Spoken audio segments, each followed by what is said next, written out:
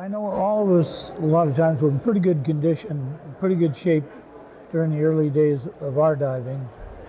We had to be, because a lot of the emphasis was on stamina and watermanship and what have you.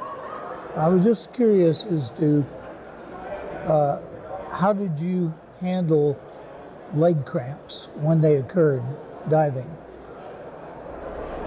Well,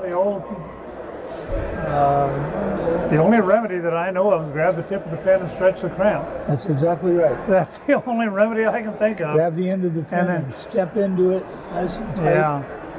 Generally, you can relieve But them. once you've experienced that and find out that taking some potassium helps, and you can take potassium pills or eat bananas. Yep. And I would do both, and stretches. Did you have any favorite dive sites or buddies or activities? Well, start with the activities. The original activity that motivated me for diving was seafood. And scallops, abalone, fish, crab, oysters, whatever you could gather. I love seafood. Hoorah. And yeah, hoorah. And that was our major motivation in the 60s for diving was the seafood. We go to the San Juan Islands and dive up there. And as far as dive sites, you dive around the world and you see so many different things. Started diving, of course, in freshwater quarries and the Columbia River. Evolved to Puget Sound, Hood Canal, San Juan Islands, and then later on Hawaii and Grand Cayman in the Bahamas and Truck Lagoon in the Pacific, diving shipwrecks from World War II. And all of those places have a different attraction. But I can tell you that I really, really, really love the cold water diving environment. People say, "Oh, but it's cold." Not if you're warm. Snow skiing is a cold environment, but you don't do it in a bikini. Right. Yeah. But I just love the marine life, the camaraderie with the marine life, where you can pet octopus and pet wolf eel and fish come around. You can feed them a little bit of corn or cheese, and they become your friends. So I just the Pacific Northwest and Gulf Islands, Canadian waters are just teeming with sea life, and it's just it's challenging. You've got limited visibility, currents. And you learn to deal with it, and it's fantastic diving, but you got to stay warm. That's absolutely right. And Pacific Northwest is actually noted for the most varieties of invertebrate marine life anywhere in any ocean. So it's really teeming with life. I love it down here, particularly at certain depths when you can light the light up and get the colors that you want. I remember a time, and this is significant for people in the Northwest, there's a real popular dive site in Hood Canal called Sund Rock, S-U-N-D. It was named after the property owners that were there. And back in the 60s, they had some spearfishing contests there, and the people let them down on the beach, and they were going to have this spearfishing contest. Well, unfortunately, the divers came up, weighed their fish, counted their fish, left them on the beach to rot, and the property owners said no more divers. Yeah. And that went away. That location, which is very popular today and is dived a lot today, went away until I went with a good friend, Jack Stapper, who was an underwater photographer, super guy from Portland, Oregon. Jack and I went up, and you had a public access, and you could swim about 100 yards over there and dive it. They couldn't stop you from doing that, but you just couldn't get on their property. Well, Jack and I went over there after I began taking pictures underwater, and he was a master underwater photographer. And we swam over that 100-yard swim, went down and took pictures of that area, and then went back and he developed the pictures. We framed about 4 pictures of a wall, a huge wall of white plumose anemone with a little rockfish around. We had a wolf eel, we had a picture of a wolf eel there, a picture of an octopus, and some anemones, some Tilia anemones, the bright red ones, had some of those. And we took those pictures and went down to their house and gave them the pictures and said, this is why we like diving your reef. We don't want to spearfish here. We want to take pictures. We want to take people here and show them, because it was a very beautiful reef. It was one of the few. And we got permission to dive there, where we could drive right down, get out of the car and jump in the water, as opposed to swim 100 yards, which was nice. And but that was fun. You asked about dive buddies. I've had a lot of, and it's ironic, you and I have never dived together. No, recreationally, we have training. We have a lot of training dives. But we haven't gone fun diving together, although training was fun. But I've had a lot of different buddies, male and female. I think one dive buddy that I dived with quite a bit, a female, she was extremely good on air, and I could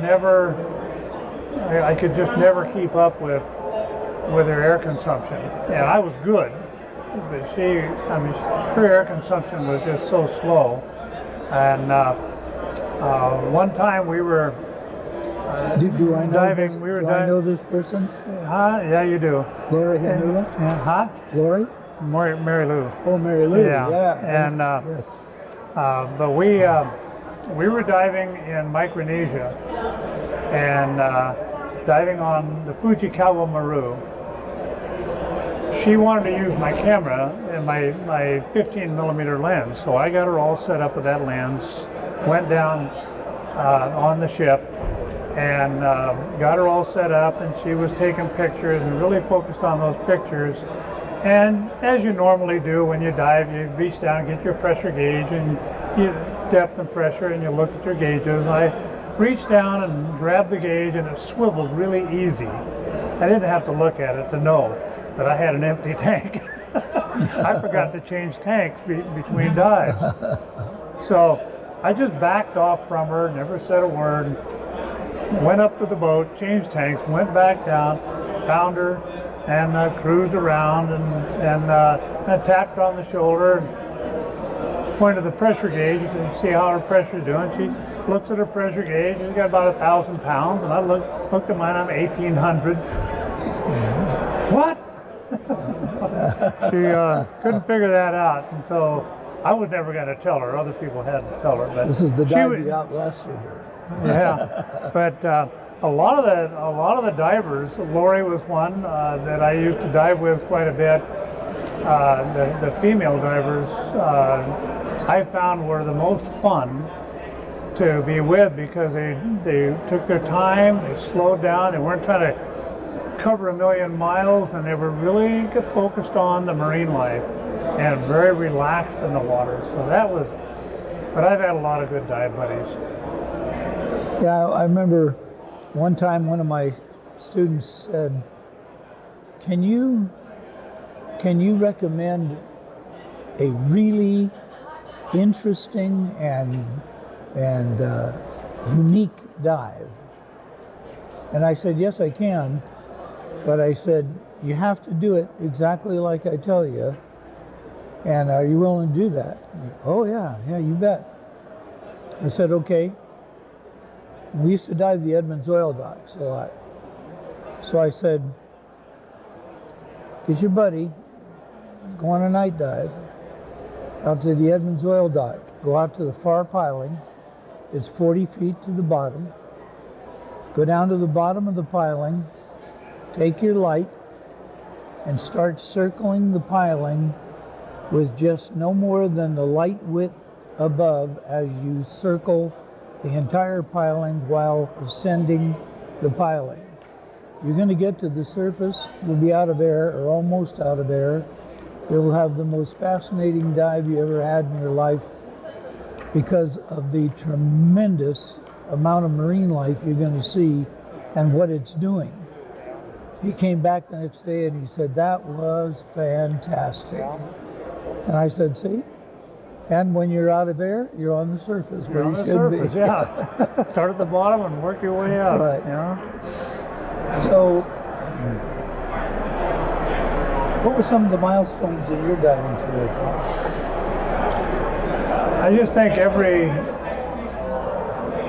step in the evolution of becoming a more proficient diver have been somewhat milestones. Becoming a NWDHA instructor was a fantastic milestone, one of the most stressful events of my life, certainly one of the most enjoyable events of my life. I was there. You were there. You were my team leader. And that was in 1971, and I made good friends for life, you being one of them. Brian Brumbaugh, who's involved with the association. There's a Harry Truitt was in that course. I'm trying to think of all the different names. Mike Mickelvina, which I haven't kept in touch with him, but you mentioned that you... Stuart Westmoreland. Stuart Westmoreland, yes. Phenomenal Canadian underwater photographer. Yeah. Yeah, Neil McDaniel. Yeah, I mean, people that I don't, some people I don't see very often, but when I get together with them, it's like old home week. And some people I am in touch with all the time, like you. Another milestone, I think, in my life that set my career off on a totally different tangent. I had owned a dive store for a little over 10 years, was very involved with it, very involved with training instructors, loved that part of it. And one day you called me up from Houston, Texas, and said, that was 1983, probably about the month of May or June, and said, are you sick and tired of selling snorkels for a living? And I said, well, it pays the bills. And he said, well, I want you to come down to Houston and take a look at a program, and I think I want you to hire you and run a program down here. And I thought, Houston, Texas. Texas? Why would I go to Texas when I live here? So I said, sure, I'll come down. And so the end of the summer, it was actually Labor Day weekend. I flew down there, spent about 4 days there and talked to you. You showed me what the program was. Met Larry Cushman. I'd met him before, but the first time I ever sat down and talked to him. But we talked about the program, a special 1 week experience program in surface fly diving, giving people an orientation to different aspects of diving. We call it the commercial Scuba program. And I walked away from there and I thought, God, how can I do this? I own a shop. I've got kids. I got Houston. I'll do it. I don't know. It was just. It didn't make sense for me to do it. You know, I had no reason to leave what I was doing, but it was an opportunity that I just couldn't pass up, and that was where, as many people say, and Dennis Graver says it real well, luck is when preparation and opportunity intersect. Well, yes, that was right. my preparation and the opportunity, and I went and started working with the Ocean Corporation, worked there with you and Larry and others for a couple years, and then shortly after that, the diving industry, the commercial diving industry, was declining. So Larry was the chairman of the board, president of NWDHA at the time. Now he wanted a rep in Houston, and so I told Larry, because I was going to be my job was going to be phased out at the Ocean Corporation, and so he got a hold of Marshall McNaught. I flew to LA, talked to Marshall about being the rep in the Texas area. And kind of a side note to that little story is I'd already made up my mind I was going to be the rep. It's not, will you hire me? It's, I'm going to be the rep, period. I wanted to do it. It was something that needed to be done. Now he didn't have any money. Now he's story for a long time. So I sat down and talked to Marshall and the others at Walt Amadon was working there, and some other guys, and talked to them about this rep position. And they said, well, we'd like to have you do the job, but we don't have any money in the budget to pay you. And I said, I don't want any money. They said, huh? I said, I don't want any money. He said, I'll tell you what, will you give me some t-shirts? You know, some nice polo shirts, Nowie polo shirts? Well, yeah. Will you give me some business cards? Yeah. Will you authorize me to run instructor courses and crossover courses on demand? In other words, whenever a store wants to certify some Nowie instructors, I can do it. I don't have to come to headquarters and do a bunch of rigmarole and do all this stuff. I just do it. Just get her done. Yeah, we can do that. And if I create any new business, will you pay me a 10% commission on any new business that I create over and above what you already have in that territory? Yeah, we can do that. I said, okay, but you don't want a salary? I said, no. I said, if I have a salary, that means I have a boss. If I have a boss, I got somebody telling me what to do. I'd rather do it my own way. So that's what I did. And so that was quite a milestone.